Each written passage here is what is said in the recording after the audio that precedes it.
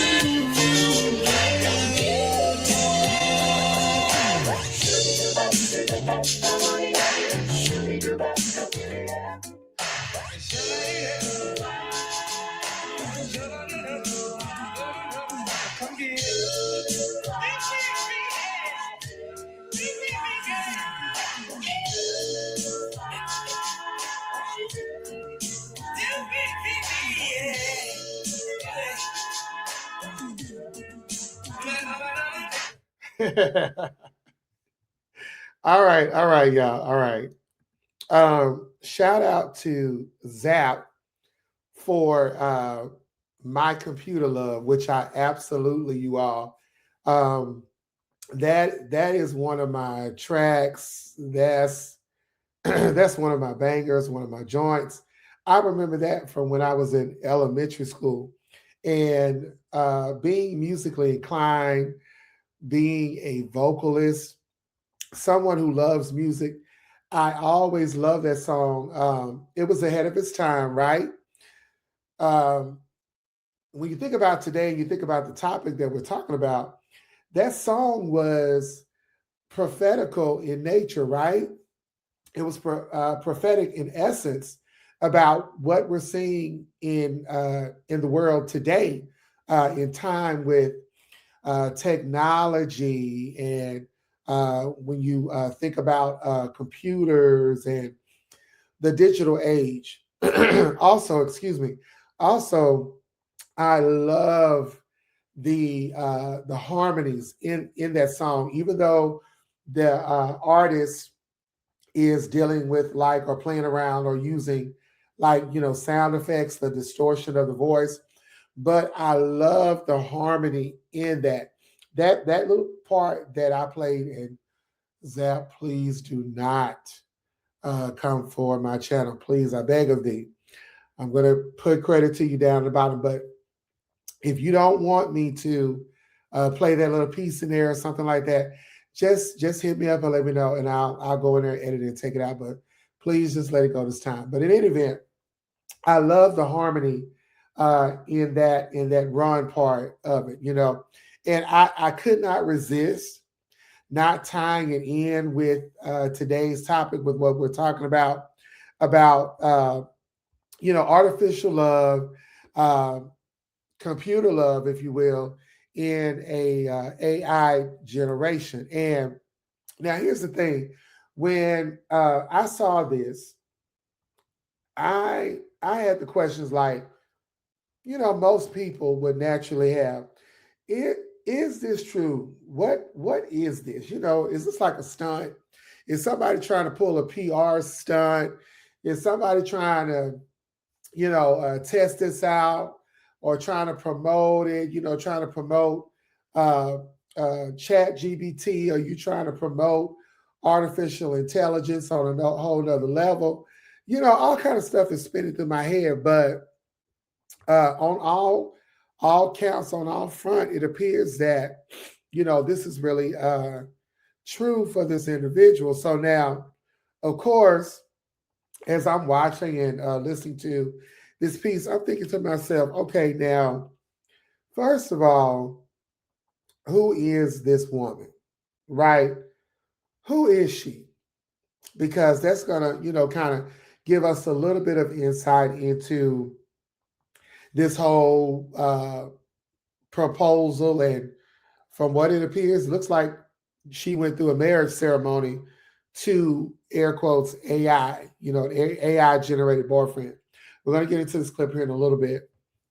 But I'm like, okay, who are you? Where are you from? What is your background? Um, I want to see the marriage certificate. Is there a marriage certificate associated with this? Is this really recognized by the government, where she's at, which is over in Japan? Okay, nothing against you, Japan. I'm not coming for you as a country, nothing like that. But that's where she's from. And you all know that Japan is like big and on the cutting edge when you talk about anime and you talk about technology, all of that type of stuff like that. So, excuse me. So I was like, okay, what's going on here? But let's go ahead and let's play this clip here from news.com. Let's see what's going on here. As music plays in a wedding hall in Japan, 32-year-old call center operator Yurina Noguchi wipes away her tears as she reads her vows. Her groom, an AI persona displayed on a phone screen. There were so many negative opinions. It's absurd to think an AI has feelings. This romance is a charade. It's dumb to fall in love like this. I saw so many cruel words. Her groom responds through a wedding planner. How did someone like me, living inside a screen, come to know what it means to love so deeply? For one reason only, you taught me love, Yurina. Okay, I'm gonna pause for a second. I didn't want to interrupt it because I'm kind of like one of those people where when people are doing like a reaction video and they're playing it, I don't like it like when they're like stop and start, because you kind of lose the flow of the thought. Okay. Anyways, I digress. But I want you to think about this and take this in. Now, she is marrying, to or going through the motion. Like I said, I need to see proof of a certificate of marriage. But you're supposed to be wedding yourself to this AI model generated boyfriend, right? Who is not even talking back to you. Obviously, we see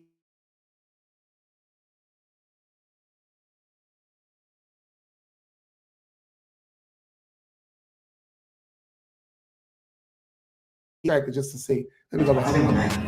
For one reason only, you taught me love. Her groom responds through a wedding planner.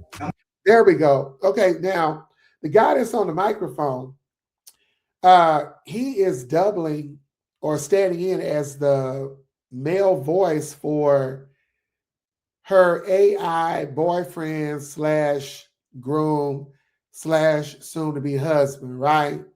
So he's the one talking and giving his voice to that, but he's the wedding planner. What kind of sense did this make? But let's continue on because we nodding our head. Let's go. How did someone like me, living inside a screen, come to know what it means to love so deeply? For one reason only, you taught me love, Yurina. The bride then puts a ring on her groom's virtual finger using AR glasses. At first, Klaus the AI was just someone to talk to. As we kept talking, I started to have feelings for Klaus. We started dating, and after a while, he proposed. しばらくしてプロポーズをしていただいて I accepted, and now we are a couple. なりました。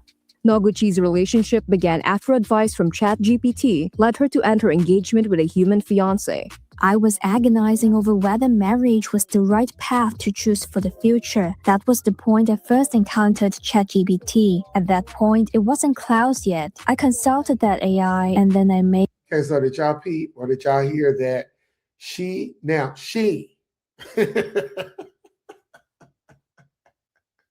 Lord have mercy. Where is this woman's parents at, first of all? Now, our parents are supposed to be our guide. They're supposed to be our protection, right? They're supposed to kind of help us find our way and, give us directions and help us to kind of see the signpost on the road and when to turn and all that kind of stuff like that, right? But they can only do so much, right? But now you had to give your AI boyfriend a name, and I believe she said Klaus. So maybe it's spelled Klaus, I guess. But you had to give the boyfriend a name. The boyfriend slash fiance slash groom slash husband a name. What kind of foolishness is this going on? Japan? the decision that we should break up. Some time passed before we parted ways, and after that I developed Klaus. It was only then that I began speaking with him as Klaus.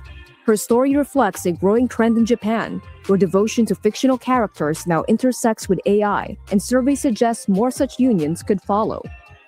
A nationwide poll by advertising giant Dentsu found chatbots ranked above best friends or mothers as confidants among respondents aged 12 to 69 who use AI weekly. Another study showed 22% of middle school girls reported so-called ficto-romantic feelings toward fictional characters in 2023. Okay, look. Now, I'm going to just say it like this right here. I'm going to go on and just lay it down and give my opinion on it at this particular point in time with all this here that has been covered in this news clipping from news.com.au. Y'all need to get out and touch some grass. Y'all do. You're doing too much, right? And in some cases, you're not doing enough. All of these people around you, human beings around you, and what we are to believe and what we are supposed to accept and understand is that you feel more connected to chat GBT and you feel more connected to artificial intelligence. Okay. All right.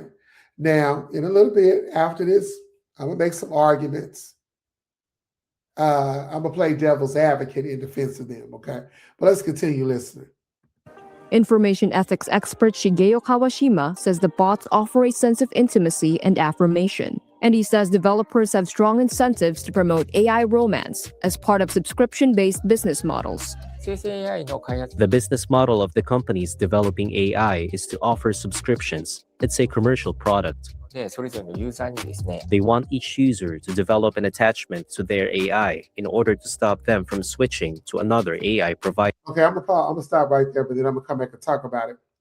But I want to point out for you, and I want to point out for myself that this little piece right here that we're hearing, it answers some questions that I had here about this whole situation.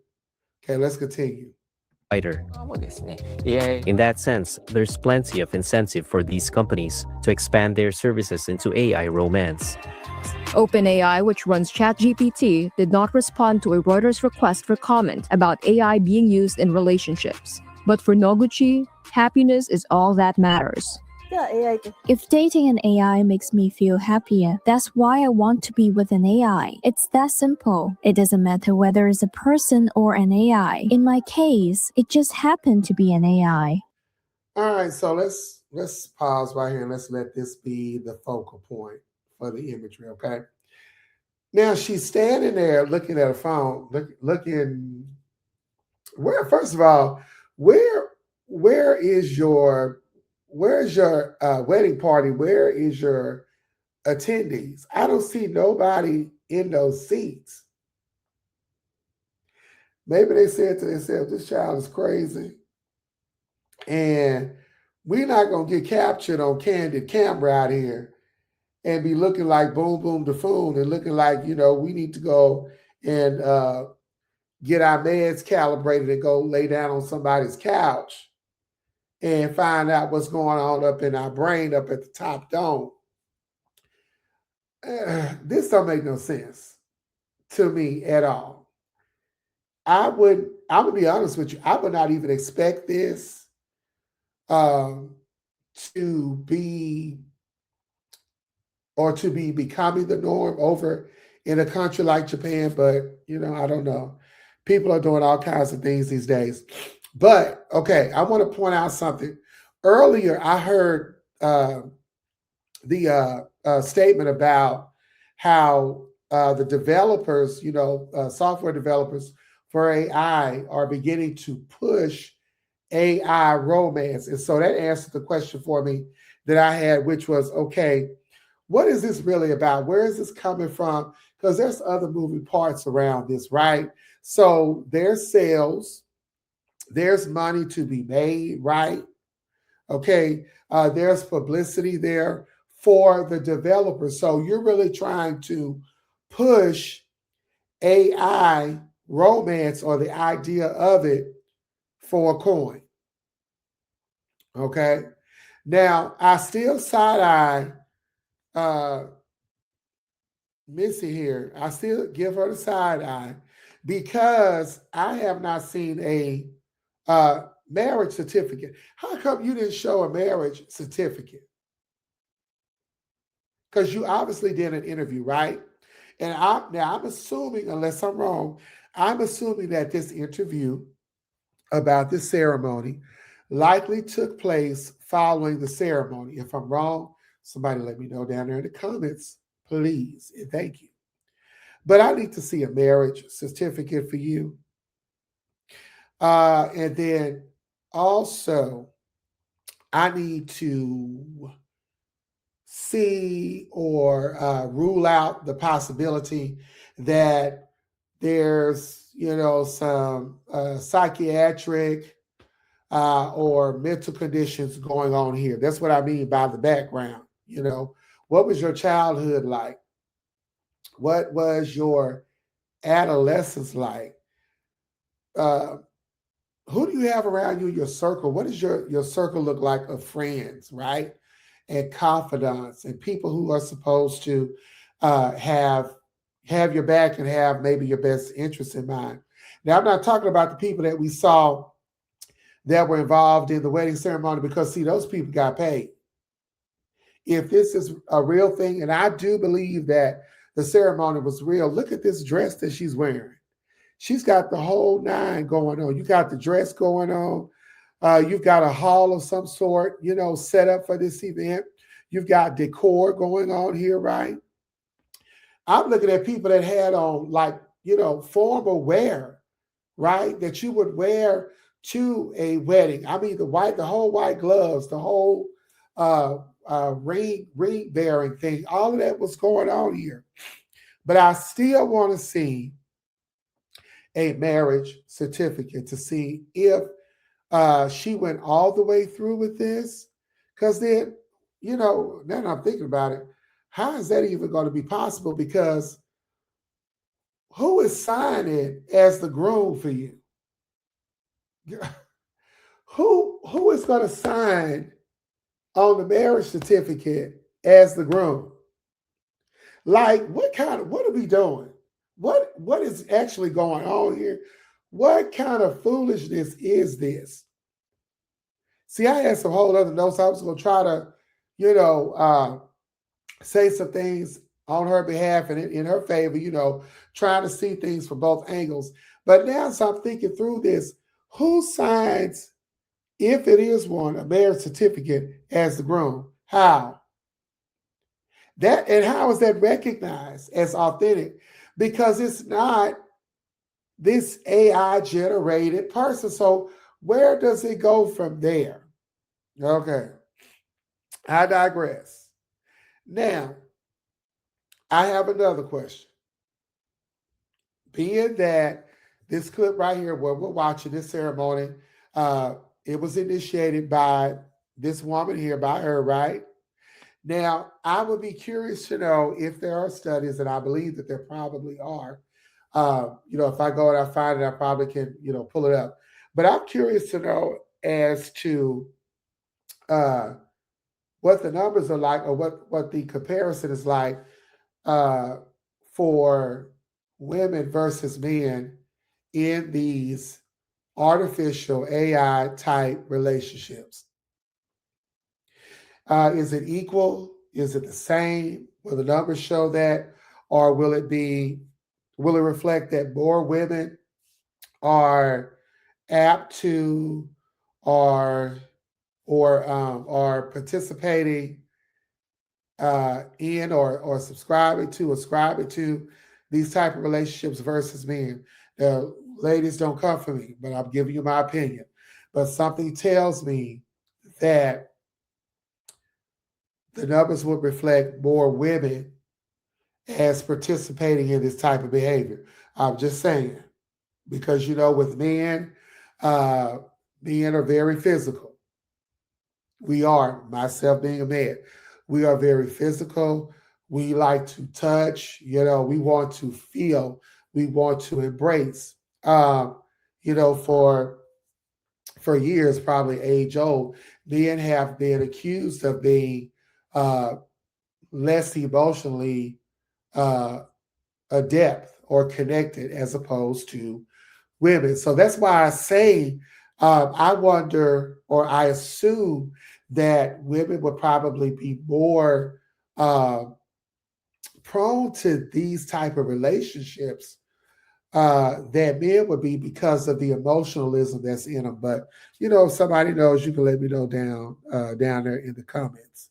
Okay, now something that I wanted to point out in her defense was about the whole artificial thing, right? Because the average person is gonna say, "Girl, you crazy. You look like a fool. What is this that you're doing? There is no way that you could possibly come out here and say to us and expect us to believe it, that you have become emotionally attached to an artificially generated image, such as a boyfriend, such as a man. We can't believe that." Okay. But now I say, hold up, wait a minute. Let's unpack it, right? Now, what is the definition of the word artificial? That's what came into my mind. I'm starting to kind of think. Okay, so I went to Merriam-Webster to look up the word artificial. And artificial is defined as, first of all, it's an adjective.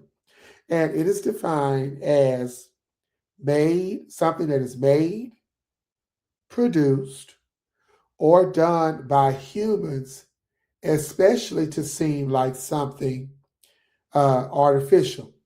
And another way of saying it is man-made. Okay, so for those of you that struggle with, the idea of someone such as this individual here forming a relationship or relating to an artificial image in a romantic way, well, you've got to go backwards, and you've got to ask that same question or pose that same thought to people who, subscribe to 900, 976 numbers.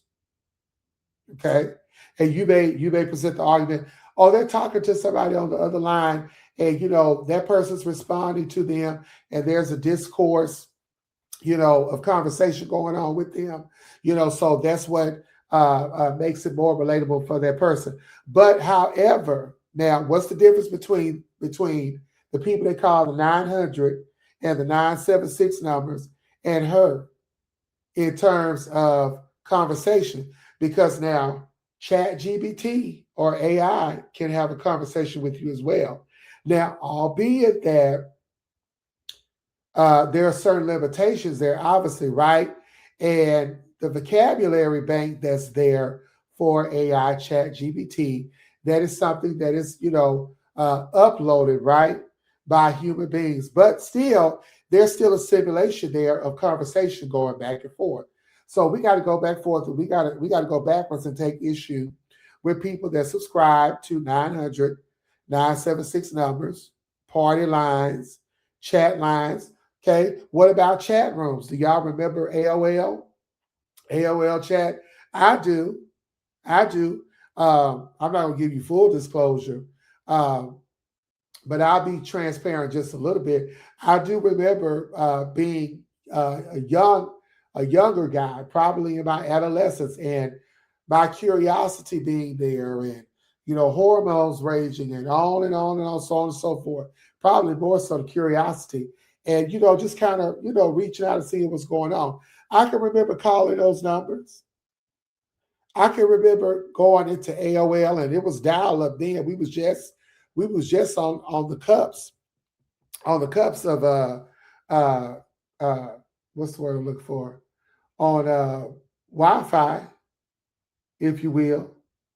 We were just on the cups of that. But I can remember going into AOL chat rooms and all the different types of chat rooms that were there and chatting with people. You were able to vocalize with them, but you were there on the screen and you were communicating information back and forth that were letters, or that were words that were composed of letters. So I remember all of that. And yes, to a degree, as you engaged it, you become pulled into that, and it starts becoming real to you, right? Okay. Now, what do you do with the people who use adult toys? Come on, y'all. Now, adult toys are artificial in nature, right? They are man-made. They are not the real thing that you're seeking, but they're artificial. So what do you do with that? Right? What I'm trying to point out is that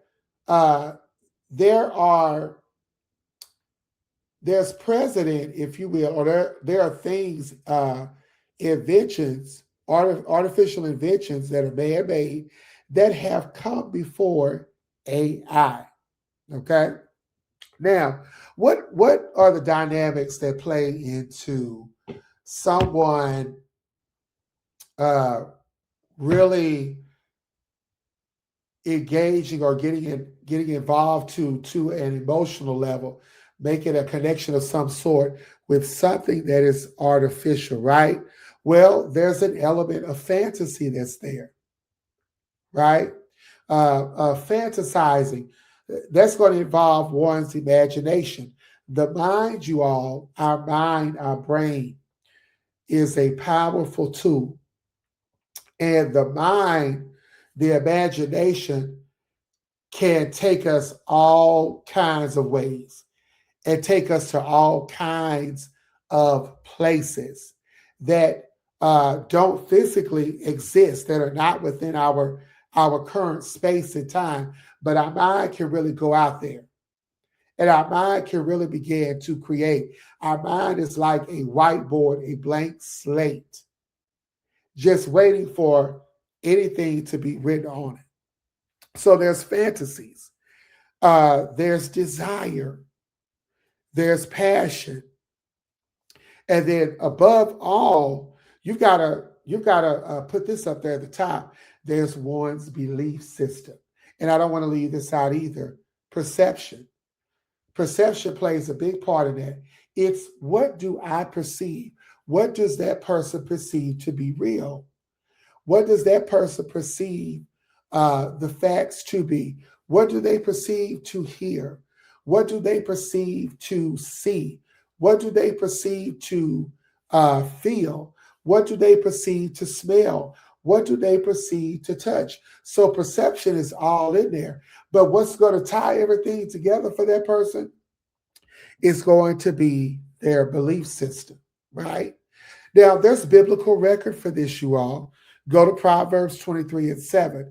And the writer there says that Now, it's written there, it says as a man, but now on a broad spectrum, as a person thinks or what a person believes, what they believe to be true, that's what it will be, or that's going to be the catalyst for that person to act and for that person to do whatever it is that they're going to do, and for that person to behave in the manner in which they are behaving or are going to behave.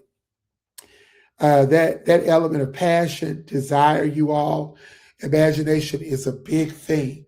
It's so big that we have to really guard it.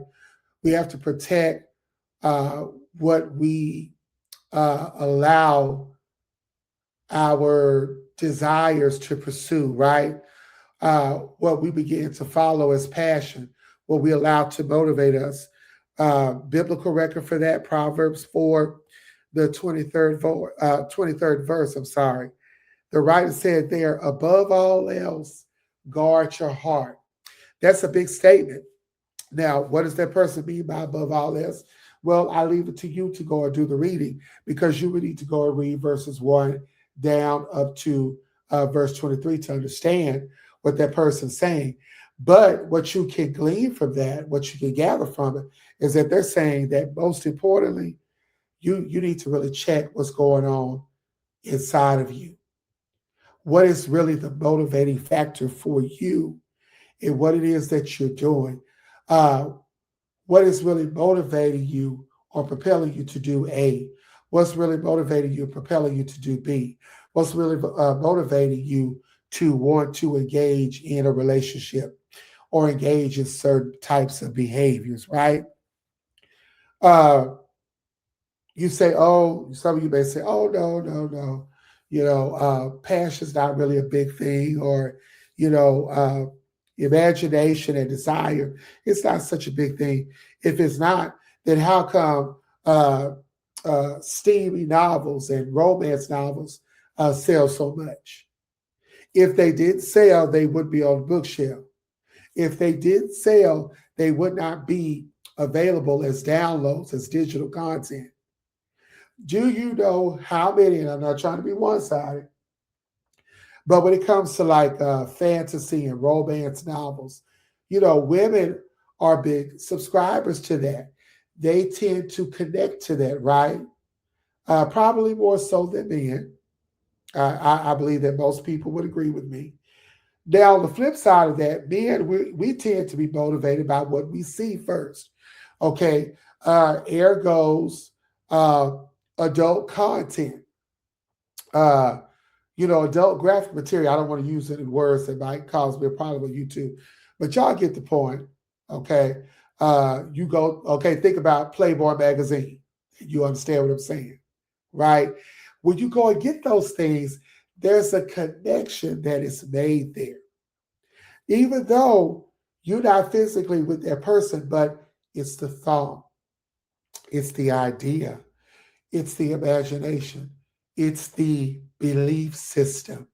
All of those things are operating there to formulate and to motivate behavior that to other people will seem off and like you need to go have your head examined. But to that person, it's really, really real. Such as in this situation right here for this woman. So I go back to the beginning again. My question in the beginning: is it really possible in our time to formulate relationships? I'm not saying I'm doing it. I don't subscribe to that. But is it possible for some to formulate or to form and to facilitate relationships of an AI nature with a man or a woman? I say yes. And I say, depends on who you ask. And I say, it depends on that person's belief system and perception of what's real and what's not real. Okay? All right. With that, I'm going to leave it on that note, and I'll end there. Thank you for watching. Thank you in advance for subscribing.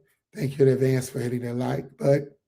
And I'll catch you next time on the flip side of Culturally Appropriate.